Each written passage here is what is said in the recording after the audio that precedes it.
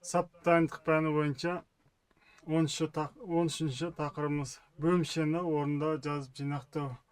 Бұл жерде қарастыратынымыз бірінші бөлімшені бір қатарлы сапқа тұрғызу, екінші жазыл саптау пәрмендерін орындату, үшінші қозғалыс кезінде жаттықтыру.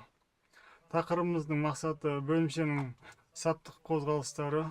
Бөлімшені бір қатарлы жайылмалы сапқа тұрғызып, бөлімше командирі практикада әскери қызметшілердің саптағы арақашықтығын жиі ұлғайту керектігін түсіндіреді. Мәселен, қару мен саптық тәсілдерді оқыту кезінде еңбектеу және жүгіру, сондай-ақ таңғы байқау кезінде және тағы басқа. Бұл үшін жарғыда жазылу мен сығылу қарастырылған. Сабақтың міндеті бөлімшенің саптық қозғалыстарын үйрету, жазылу және сығылу пәрмендерін меңгерту, саптағы арақашықты дұрыс сақтауға дағдыландыру, бұйрықты нақты әрі тез орындауға тәрбиелеу. Жазылу және сығылу тәсілдері пәрменінің бойынша бөлімше оңға, солға, ортадан жазыл бір адым немесе көрсетілген қашықта орындалады. Сығылу арақашықты қысқарту үшін орындалады. Мысалға, пәрмен беріледі, бөлімше оңға, солға, ортаға. Сығылу жылдам және үйлесімді орындалады. Бөлімше бір қатарлы жайылмалы сапқа тұрғызылып, бөлімше командирі практикада әскери қызметшілердің саптағы арақашықтығын жиі ұлғайту керектігін түсіндіреді.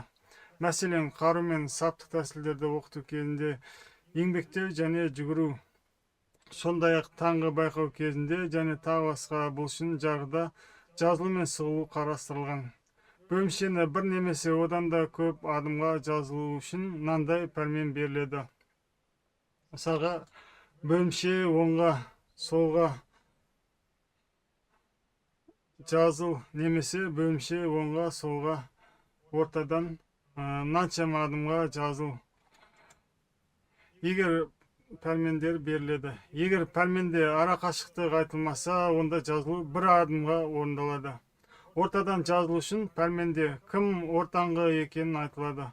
Ортаңғы атанған әскери қызметші өз тегін ести сала жауап береді. Мен деп сол қолды алға созып, сол мезетте оны түсіреді. Орында тұрып жазылуды оқыту үшін есепке бөлім бойынша бастаған жөн. Мұндағы жаса бір есеп бойынша артта тұрған аяқты тақамастан көрсетілген жаққа бұрылу керек. Келесі жаса екі есебі бойынша артта тұрған аяқты қосып, бір мезетте басты саптың маңдай шебі жанына бұру керек. Бас иық арқылы артта тұрған әскери қызметшіні көре алатындай етіп бұрылуы. Сондай-ақ дене саптың тұрған қалыпты күйде болу қажет.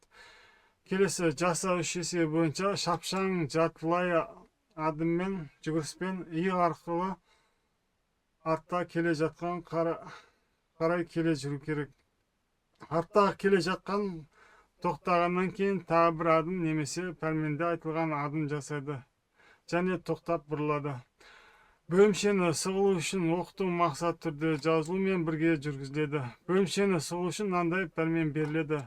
Бөлімше оңға сығу тәсілі бөлім бойынша екі есепке орындалады. Мұндағы жаса бір есебі бойынша барлық әскери қызметшілердің барлығын сығылу тағайындалғанда қоспағанда сығылу жағына қарай бұрылады.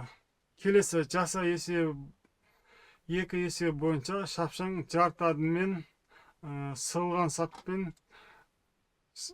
сап үшін белгіленген арақашықта келеді және өз алдынан тоқтап оңға бұрылады және саптық дұрысты қабылдайды.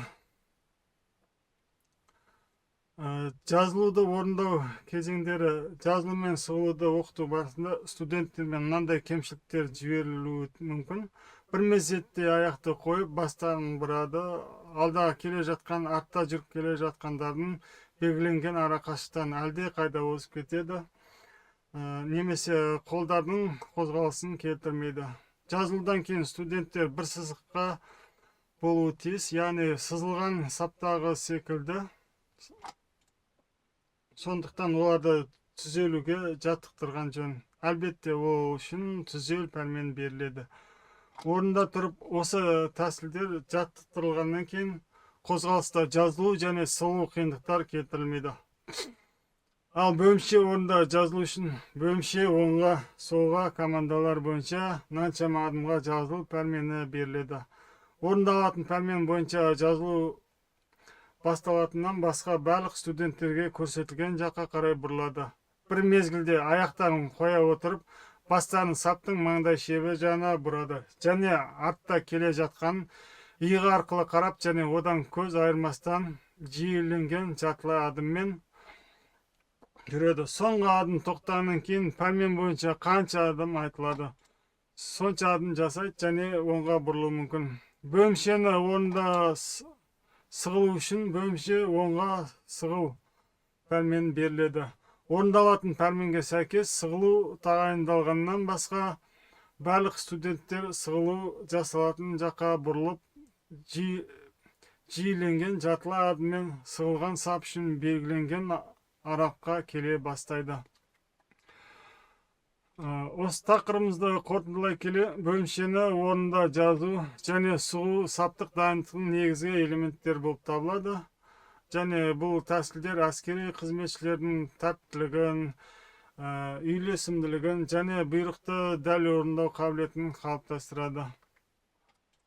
Жаттығу барысында жазылу мен сығылуды дұрыс меңгеру, саптың түзу сақталуын және ара қашықтың дұрыс реттелуін қамтамасыз етеді. Төменде осы тақырып бойынша қолданылған әдебиеттеріміз Амедов саптық дайындық оқу құралы және Елемесов бастапқы әскери және технологиялық дайындықты оқу құралы.